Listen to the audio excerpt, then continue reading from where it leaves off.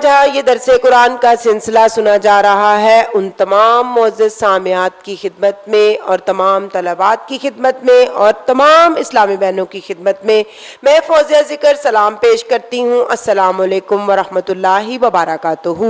اللہ تعالیٰ کا بیش بہا شکر ادا کرتے ہیں کہ اس نے ایک مرتبہ پھر آپ کے سامنے یوں بیٹھنے کی اور پڑھنے پڑھانے کی توفیق عطا فرما دی۔ تو سبق شروع کرنے سے پہلے اچھی اچھی نیتیں کر لیں۔ اللہ تعالیٰ اور اس کے رسول محترم صلی اللہ علیہ وآلہ وسلم کی رضا حاصل کرنے کے لیے یہ سبق سنیں گے، اول تا آخر تک کلاس میں شامل رہیں گے اور جو بات سمجھ نہیں لگے گی اس کو پوچھ لیں گے اور جو کچھ سیکھیں گے اس کو اپنی زندگی میں ضرور اپلائی کریں گے۔ میری معزز سامعات اور میری طالبات، پارہ نمبر 2 اور سورۃ بقرہ اور آج کی وصف نمبر ہے 146 اور 147۔ توجہ رکھیے گا۔ الذين آتيناهم الكتاب يعرفونه كما يعرفون أبناءهم وإن فريقا منهم ليكتمون الحق وهم يعلمون الحق من ربك فلا تكونن من الممترين۔ جی میرے اسلامی بہنوں، ترجمے کی طرف آتے ہیں۔ وہ لوگ جنہیں ہم نے کتاب عطا فرمائی، those through whom we gave the book، وہ اس نبی کو ایسا پہچانتے ہیں کہ وہ اس پروفٹ کو ریکگنائزڈ پہچانتے ہیں جیسے وہ اپنے بیٹوں کو پہچانتے ہیں۔ اللہ اکبر، کہ فرمایا گیا ریکگنائز دیئر اون سنز، اور پھر بے شک ان میں سے ایک گروپ جو ہے وہ جان بوجھ کر ٹروتھ بات کو، حق بات کو کیا کرتے ہیں، وہ کنسیل، چھپا لیتے ہیں۔ کس کو؟ کنسیل دا ٹروتھ، حق بات کو۔ میری اسلامی بہنوں، اس کے لیٹر میننگ کی طرف آتے ہیں۔ آتیناہم الکتاب، آتا یوتی اتیان، ایتاؤن، اور اسی طرح یعرفونہ، عرفہ یعرفو عرفان، اور کتما یکتمو ہوتا ہے چھپانا۔ اور پھر اگلی آیت مبارکہ کی طرف چلتے ہیں، ورس نمبر 147۔ یہاں پر اللہ کے فضل سے ہم نے آج رکوع کو ختم کر لیا۔ رکوع نمبر 1 تھا جس میں آیات کی تعداد کتنی تھی؟ 6۔ تو میری اسلامی بہنوں، کہا گیا کہ اے سننے والے، یہ حق ہے کہ this is the truth from your lord, کس کی طرف سے؟ تیرے رب کی طرف سے، یا وہی ہے، یا حق وہی ہے جو تیرے رب کی طرف سے ہو، تو خبردار تو شک نہ کرنا۔ تو پھر کیا کہا؟ Do not be in doubt. حق جو ہوتا ہے یہ اسم ہوتا ہے۔ تو میری اسلامی بہنوں، اب یہ اس نبی کو ایسا پہچانتے ہیں ریکگنائزڈ جیسے وہ اپنے سنس، بیٹوں کو ریکگنائزڈ پہچانتے ہیں۔ مراد یہ ہے میری اسلامی بہنوں کہ گزشتہ آسمانی کتابوں میں نبی آخر الزماں حضور سید العالم صلی اللہ علیہ وآلہ وسلم کے اوصاف جو تھے انہیں کلیئرلی طور پر، صاف طور پر بیان کیا گیا تھا، جس سے علماء اہل کتاب کو حضور پر نور صلی اللہ علیہ وآلہ وسلم کے خاتم النبیین ہونے میں کوئی ڈاؤٹ، کوئی شک و شبہ باقی نہیں رہ سکتا تھا، اور وہ حضور اقدس صلی اللہ علیہ وآلہ وسلم کے اس منصب اعلیٰ کو کامل یقین کے ساتھ جانتے ہیں۔ یہودی علماء میں سے حضرت عبداللہ بن سلام رضی اللہ تعالیٰ عنہ جب مشرف سلام ہوئے نا، تو حضرت عمر فاروق رضی اللہ تعالیٰ عنہ نے نا ان سے دریافت کیا کہ اس آیت میں جو بیان کیا گیا ہے، معرفت جو بیان کی گئی ہے، اس کا کیا معنی ہے، کیا مطلب ہے؟ اب انہوں نے فرمایا، اے عمر رضی اللہ تعالیٰ عنہ، میں نے حضور اکرم صلی اللہ علیہ وآلہ وسلم کو دیکھا نا جب، تو بغیر کسی شک و شبے کے میں فوراً ہی ریکگنائزڈ ان کو پہچان گیا، اور میرا حضور انور صلی اللہ علیہ وآلہ وسلم کو پہچاننا اپنے بیٹوں کو پہچاننے سے زیادہ کامل و مکمل تھا۔ حضرت عمر فاروق رضی اللہ تعالیٰ عنہ نے پوچھا وہ کیسے؟ انہوں نے کہا سید المرسلین صلی اللہ علیہ وآلہ وسلم کے اوصاف تو ہماری کتاب تورات میں اللہ تعالیٰ نے ڈسکرائب فرمائے ہیں، جبکہ بیٹے کو بیٹا سمجھانا یا سمجھنا تو صرف عورتوں کے کہنے سے ہی ہے کہ عورت ہی بتاتی ہے کہ یہ تمہارا بیٹا ہے اور یہ تمہارا باپ ہے، یعنی حضور پنور صلی اللہ علیہ وآلہ وسلم کی پہچان تو اللہ تعالیٰ نے کرائی۔ اللہ اکبر۔ لہٰذا وہ تو قطعی و یقینی ہے، جبکہ اولاد کی پہچان تو عورتوں کے کہنے سے ہوتی ہے۔ حضرت عمر فاروق رضی اللہ تعالیٰ عنہ نے یہ سن کر ان کا سر جو تھا وہ چوم لیا۔ تفسیر خازن سے آپ کے سامنے تفسیر رکھی۔ اس واقعے سے یہ بھی معلوم ہوا کہ غیر محل شہوت میں دینی محبت سے پیشانی کا چومنا کیا ہے؟ جائز ہے۔ یہ بھی معلوم ہوا کہ حضور اکرم صلی اللہ علیہ وآلہ وسلم کی صرف پہچان ایمان فیتھ نہیں بلکہ حضور پرنور صلی اللہ علیہ وآلہ وسلم کو ماننا ایمان ہے۔ جیسے یہودی پہچانتے تو تھے لیکن مانتے نہ تھے، اس لیے کافر ہی رہے۔ اور پھر قلم میرا قاصر زباں میری عاجز، حضور پرنور صلی اللہ علیہ وآلہ وسلم کی عظمت بتاؤں میں کیسے، پس محبوب رب امام الرسل وہ فضائل مکمل سناؤں کیسے۔ تو میری اسلامی بہنوں، آپ صلی اللہ علیہ وآلہ وسلم تو ایسے ہیں کہ کرتاس کے چہرے پر ایک لفظ لکھا میں نے، اس لفظ کی خوشبو سے ہر چیز مقدس ہے، ہر چیز منور ہے، ہر چیز مکمل ہے، وہ لفظ محمد ہے، وہ لفظ محمد ہے۔ صلو علی الحبیب صلی اللہ تعالی علی محمد۔ اور پھر میرے اسلامی بہنوں اب کہا کہ وَإِنَّ فَرِيقًا مِّنْهُمْ لَيَكْتُمُونَ الْحَقَّ، اور بے شک ان میں سے ایک گروپ جو ہے وہ کیا کرتے ہیں؟ کنسیل، ہڈن، کس کو؟ ٹروتھ، بات کو، حق کو وہ کیا کرتے ہیں؟ چھپاتے ہیں۔ اب میرے اسلامی بہنوں اہل کتاب علماء کا ایک گروپ جو ہے، گروہ جو ہے تورات اور انجیل میں مذکور حضور پنور صلی اللہ علیہ وآلہ وسلم کی نہ تو اور ان کی صفات کو کیا کرتا؟ بغض اور حسد کی وجہ سے جان بوجھ کر چھپا لیتا۔ یہاں انہی کا بیان ہے۔ اس سے معلوم ہوا میری اسلامی بہنوں کہ حق کا چھپانا معصیت اور گناہ ہے، اور حضور اقدس صلی اللہ علیہ وآلہ وسلم کی مجسٹی، عظمت و شان کو چھپانا کن کا طریقہ ہوتا ہے؟ یہودیوں کا طریقہ ہوتا ہے۔ اور پھر اگلی آیت مبارکہ کی طرف کہا گیا کہ اے سننے والے، حق وہی ہے جو تیرے رب کی طرف سے ہو، بے شک تو ہرگز شک کرنے والوں میں سے نہ ہو جانا۔ تو اب میری اسلامی بہنوں حق وہی ہے جو تیرے رب کی طرف سے ہو۔ اب قبلہ کی تبدیلی کس کی طرف سے تھی بولیے؟ جی ہاں، اللہ تعالیٰ کی طرف سے تھی۔ ٹھیک ہے، آپ صلی اللہ علیہ وآلہ وسلم نے تو خود سے نہیں نہ کہا تھا، تو اللہ تعالیٰ کی طرف سے تھا یہ حکم۔ لہٰذا حق تو یہ تھا کہ اب وہ اس بات کو مان لیتے، اس میں شک نہ کرتے، ڈاؤٹ نہ کرتے۔ یوں ہی اللہ تعالیٰ کی طرف سے آنے والا ہر حکم حق ہے، اگرچہ اس کی حکمت ہمیں سمجھ میں آئے یا نہ آئے۔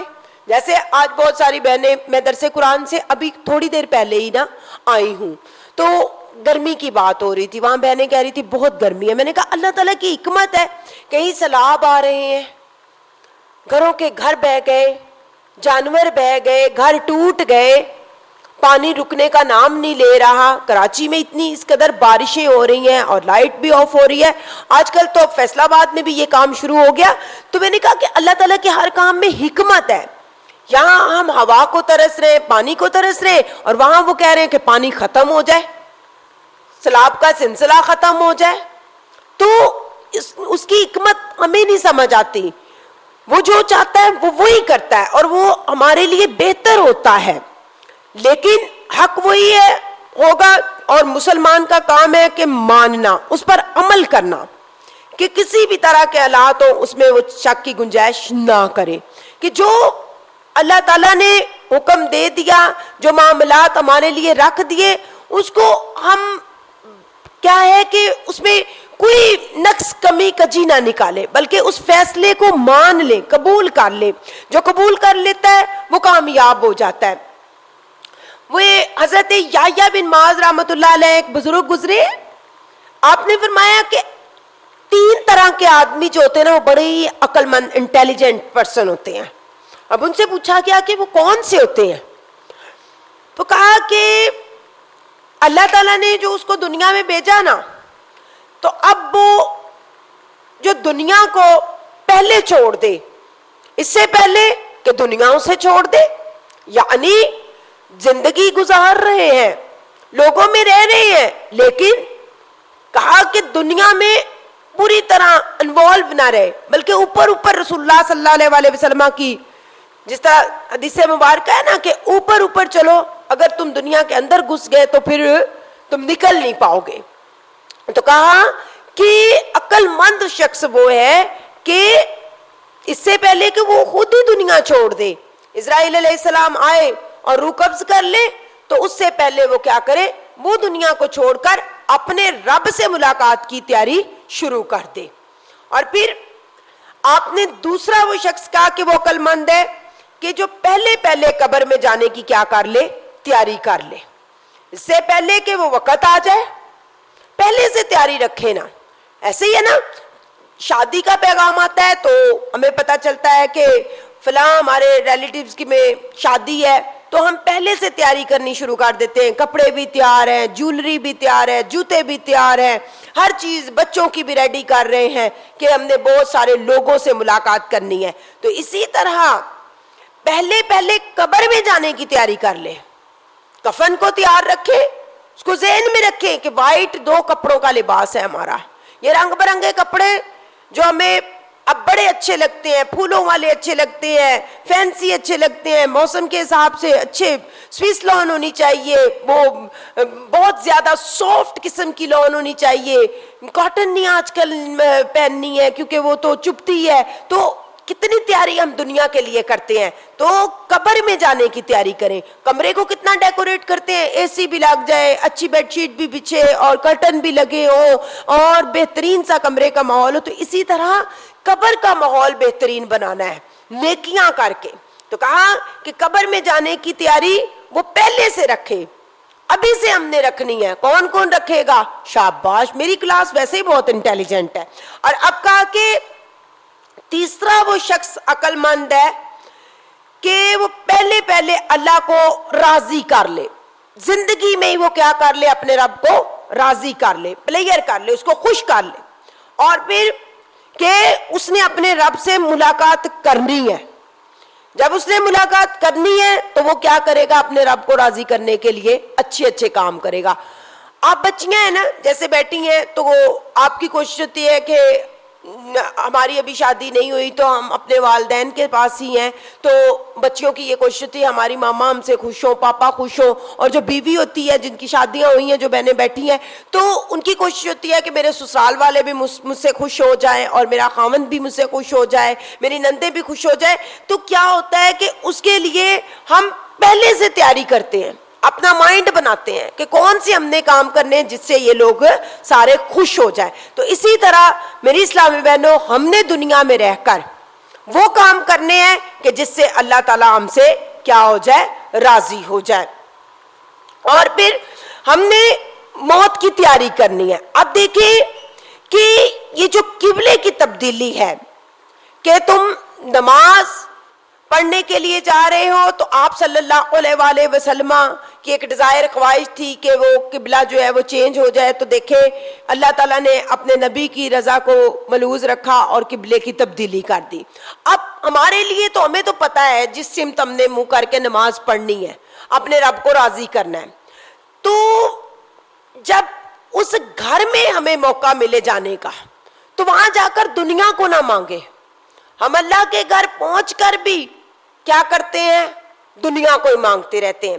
بڑا پیارا واقعہ آپ کے سامنے رکھنے لگی ہوں کہ قبلے والے کے پاس جا کر قبلے والے کو مانگنا ہے, اللہ کو مانگنا ہے, اللہ کو تلاش کرنا ہے. ٹھیک ہے, تو وہ انسان کامیاب ہے. حضرت سیدنا سالم بن عبداللہ تھے نا, آپ کیا کر رہے, اللہ تعالیٰ نے موقع دیا تو آپ اللہ کے گھر پہنچے اور طواف کر رہے. اب جو آپ طواف کر رہے اپنی لگن میں لگے ہوئے, یہ ہم جیسے لوگ ہی ہوتے ہیں, نماز میں بھی ادھر ادھر دیکھ رہے ہیں, خصوصاً ہم عورتیں تو بہت ہی زیادہ, فون بج رہا ہے تو اس پہ کان لگ گئے, بچہ کچھ کر رہا ہے تو اس صورت میں تو چھوٹا سا بچہ ہے تو وہ اس صورت میں تو جائز ہے کہ آپ نماز کو بھی بریک کر دو, اگر اس کے گرنے کا ڈر ہے تو توڑ دو, لیکن یکسوئی کے ساتھ جو بھی کام کرنا ہے کرو. اب وہ حضرت سیدنا سالم تھے نا, تو وہ میری اسلامی بہنوں بڑے لگن کے ساتھ طواف کر رہے. ایک دم سے نا شور سا ہوا کہ اس وقت کا جو بادشاہ تھا وہ آ رہا ہے.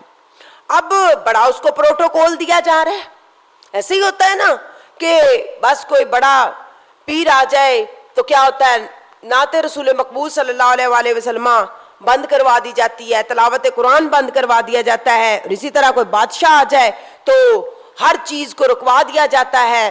تو ایسے ہی کیا, طواف جو تھا وہ رک گیا. اب آپ تو حیدری خون تھے, آپ نے نہیں چھوڑا نا طواف, آپ کرتے رہے اپنی لگن کے ساتھ. اب بادشاہ نے جو دیکھا نا کہ یہ رکے نہیں, غصہ تو بڑا آیا, لیکن اب کیا ہوا, غصہ اس کو بڑا لگا کہ یہ رکے نہیں ہیں, لیکن اب کچھ کہہ نہیں سکتا تھا کیونکہ اللہ والوں کا ایک اپنا ہی روب ہوتا ہے, ان کی عبادات کا روب ان کے چہرے پہ ہوتا ہے اور عمل کا اور علم کا روب ہوتا ہے. اب وہ کچھ کر نہیں سکا. اب کیا کیا, ان کے ساتھ نا اس نے پلان بنایا کہ میں بھی ان کے ساتھ نا طواف کر لیتا ہوں. اب لگا میری اسلامی بہنوں ان کے ساتھ طواف کرنے, اور کہا کہ میں بڑا خوش ہوا ہوں کہ آپ رکے نہیں, آپ طواف ہی کرتے رہے, سب رک گئے. میں اتنا خوش ہوا ہوں کہ میرا دل چاہتا ہے کہ آپ کو کچھ دے دوں. اب حضرت سیدنا سالم بن عبداللہ فرمانے لگے, بادشاہ تمہیں شرم نہیں آتی, خدا کے گھر میں کھڑے ہو کر مجھے دعوت گناہ دیتے ہو. اب کھڑا بھی وہاں ہو, تم وہاں کھڑے ہو کہ جہاں اگر انسان ایک گناہ کرے تو 1,00,000 لکھے جاتے ہیں.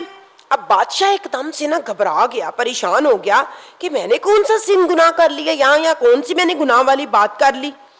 تو کہا کہ میں نے تو ایسا کچھ بھی نہیں کہا. تو کہا کہ میں رب کو چھوڑ کر تجھ سے مانگوں. آپ نے پھر طواف کرنا شروع کر دیا. اب نفلی طواف تھا, حجر اسود کا بوسہ بھی لیا, اور پھر اسی طرح آپ نے مقام ابراہیم پر 2 رکعت نماز نفل بھی پڑھے. حدود حرم سے جب باہر آ گئے نا تو اب بادشاہ کو اپنی غلطی کا نا احساس ہوا. اس نے کہا کہ چلے, آپ تو اس وقت تو وہاں تھے نا, وہاں مجھ سے کچھ نہیں مانگا, میں آپ سے بڑا خوش ہوا ہوں, میں چاہتا ہوں میں آپ کو کچھ دوں. تو آپ نے کہا کہ بادشاہ تجھے شرم نہیں آتی, تو مجھے بار بار گناہ کرنے کی دعوت دے رہا ہے. تو کہا کہ بادشاہ میں نے تو اس گھر میں جا کر اس سے دنیا نہیں مانگی, تو میں تجھ سے دنیا کیا مانگوں گا. اللہ اکبر, کہ مجھے میرا رب مل جائے مجھے یہی کافی ہے, مجھے تیری دنیا کی ضرورت نہیں ہے. تو میرے اسلامی بہنوں, یہ یہود جو تھے رسول اللہ صلی اللہ علیہ وآلہ وسلم کے ذکر کو چھپا گئے, دنیا کے کتے بن گئے, اور چند پیسوں کے لیے انہوں نے جو تجارت ٹریڈ کی وہ ان کو کوئی بینیفٹ نہیں دے سکی. ان کے ذکر کو چھپایا اور قبلہ کی تبدیلی پہ اعتراضات کیے. تو جو اللہ والے ہوتے ہیں میرے اسلامی بہنوں, وہ اللہ کی ہر کام کو حکمت سمجھ کر اس کو تسلیم کر لیتے ہیں. اللہ تعالیٰ ہمیں سجدوں کی لذت عطا فرمائے, اللہ تعالیٰ ہمیں اپنی سچی اور سچی محبت عطا فرمائے, کیونکہ جس کو رب کی محبت حاصل ہو جائے نا میری اسلامی بہنوں, وہ کامیاب ہو جاتا ہے. ایسے ہی ہے نا, اٹھ جاتا ہے جدائی کا پردہ نماز میں, اللہ سے ملتا ہے بندہ نماز میں. تو میرے اسلامی بہنوں, 5 وقت کی نماز کی حفاظت کیا کیجئے. اللہ تعالیٰ میری اور آپ کی اس حاضری کو قبول فرمائے. انشاءاللہ ملتے ہیں ابھی چھوٹے سے بریک کے بعد. محبت کے ساتھ پڑھ لیجئے, صلو علی الحبیب صلی اللہ تعالیٰ علی محمد.